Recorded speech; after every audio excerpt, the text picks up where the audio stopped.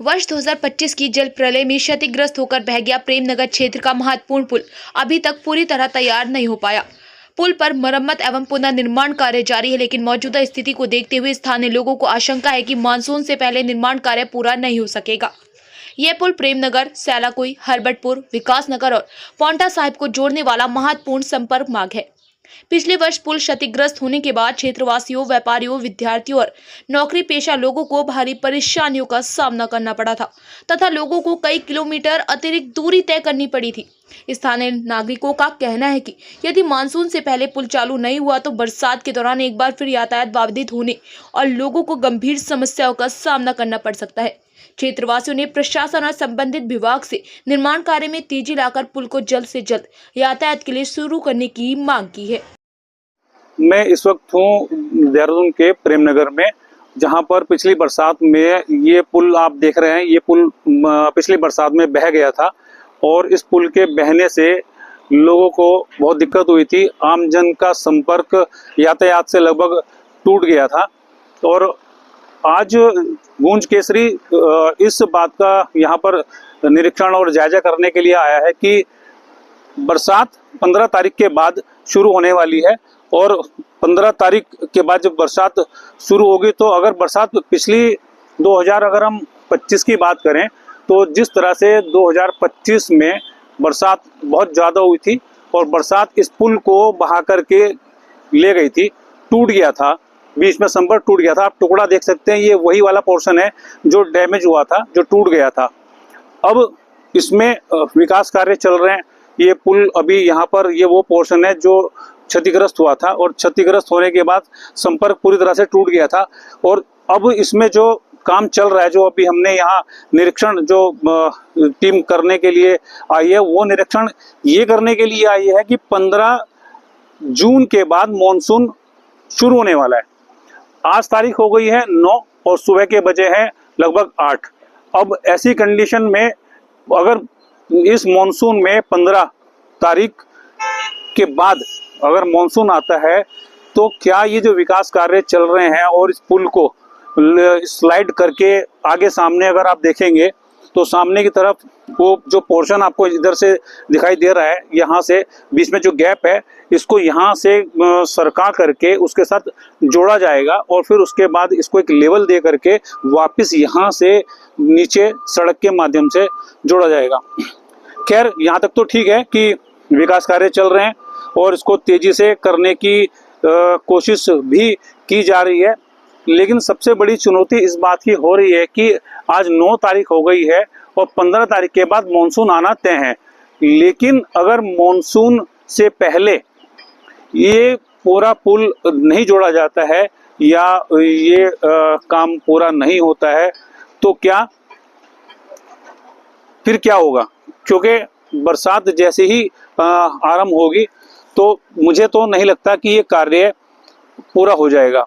साल लगभग पूरा होने को है, मॉनसून पीक पर है और उसके बाद भी अभी तक इन कार्यों को जो है वो अभी पूरा नहीं किया गया है। ये सारा का सारा आप देख सकते हैं कि कार्य चल रहा है। अभी जो हमारी बात हुई है उसमें ये बताया गया है कि अभी लगभग 1 महीना इस पुल को बनने में लग सकता है, लेकिन अगर 1 महीना इस पुल को बनने में लग रहा है तो आज है 9 तारीख। अब 1 महीने का मतलब है कि पूरा का जून चला जाएगा। अब अगर पूरा जून जा रहा है तो मुझे लग रहा है कि इंद्रदेव जो है वो जून की इंतजार नहीं करेंगे। वो मॉनसून का जो पीक टाइम है वो 15 के बाद है और 15 आने ही वाली है। तो ऐसी स्थिति में हमें तो नहीं लगता कि ये पुल अपने समय पर पूरा हो जाएगा। लेकिन हाँ, ये बड़ी अच्छी बात है कि अगर पुल ये जुड़ता है और यातायात सुचारू होता है तो बहुत अच्छी बात है। लेकिन अगर नहीं होता और अभी बीच में भी जिस तरह से आपने देखा है कि बरसात हुई थी और अभी टपकेश्वर में भी सुना है कि थोड़ा सा पानी का बहाव तेज हो गया था और सहारनपुर के शाकुम्भरी मंदिर में भी बहाव तेज हो गया था। अगर वो कंडीशन यहाँ होती है तो मुझे लग रहा है ये विकास कार्य यहीं का यहीं रुक जाएगा और फिर 1 साल लोगों को, आम जन को जो है इंतजार करना पड़ेगा। अब मैं आपको थोड़ा सा और यहाँ पर बता दूं कि इस पुल के टूटने से इतनी दिक्कत हुई है कि आम जन को काफ़ी परेशानी हुई। उनको यहाँ इस पुल के माध्यम से होकर के जो लोग सैलाकुई जाने वाले हैं हरबटपुर जाने वाले हैं, वाया हरबटपुर होते हुए विकासनगर जाने वाले हैं, और आपका क्या बोलते हैं पोटा साहिब जाने वाले लोग हैं, उनको बड़ी दिक्कत हुई थी। अब ये कार्य तो नहीं हुआ, लेकिन सामने अगर आप तस्वीरों में देखेंगे जहां से गाड़ियां चलती हुई नजर आ रही हैं, वहां से एक अस्थायी पुल बना दिया गया था, और उस अस्थायी पुल से लोगों का आना जाना जो है वो लगातार होता रहा है। और अभी भी आप तस्वीरों में देख सकते हैं कि वही रास्ता लोग यूज कर रहे हैं। ये वैकल्पिक माध्यम था, लेकिन अब इस वैकल्पिक माध्यम को एक तरह से जो है कोशिश की जा रही है कि पुल के निर्माण होने के बाद इसको बंद कर दिया जाए या जो भी व्यवस्था होंगी। लेकिन अगर ये पुल नहीं बनता है तो फिर वही स्थिति हो जाएगी जो स्थिति पिछले साल हुई थी, और लोगों का जनसंपर्क कटा था। लेकिन अगर जल्दी से जल्दी इसको पूरा नहीं किया गया तो ये जनसंपर्क पूरी तरह से प्रभावित हो सकता है। क्योंकि प्रभावित होने का कारण मैं आपको बता दूं कि ये अगर पुल नहीं बना तो ये तो काम रुकेगा, लेकिन पानी का बहाव अगर तेज आया, जिस तरह से 2025 की जल त्रासदी हुई थी, अगर उस तरह से जल प्रलय हुई और पानी का बहाव तेजी से आया, तो वो जो सामने आप तस्वीरों में इधर की तरफ टेम्परेरी अस्थायी जो पुल देख रहे हैं सामने, तो मुझे तो नहीं लगता कि वो पानी की मार झेल पाएगा।